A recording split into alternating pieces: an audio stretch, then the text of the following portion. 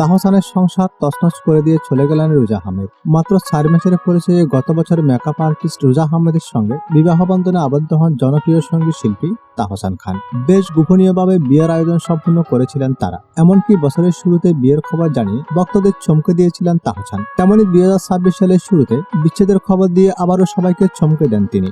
তাহসান রোজার ঘর ভাঙার খবর প্রকাশ্যে আসার পর থেকে অনুরাগীদের মনে একটাই প্রশ্ন, তাদের বিচ্ছেদের কারণ কি?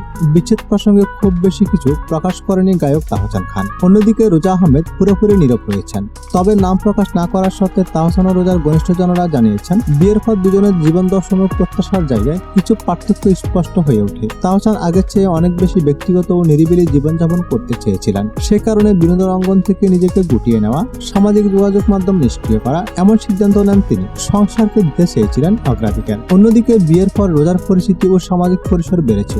নতুন বাস্তবতাকে তিনি উপভোগ করেছিলেন বলেও জানিয়েছিলেন সংশ্লিষ্টরা। এই ভিন্ন ভিন্ন মানসিক অবস্থান ও জীবনযাপনের দ্বারা ধীরে ধীরে দুজনের মধ্যে দূরত্ব তৈরি করে। একাত্ম জনের পাশে শুরুতে এই দূরত্ব কাটিয়ে ওঠার চেষ্টা করা হলেও একসময় মতের অমিল প্রকট হয়ে ওঠে। কাউকে দোষারোপ না করে পারস্পরিক সম্মানের জায়গা থেকে সম্পর্কের ইতি টানার সিদ্ধান্ত নেন দুজনই।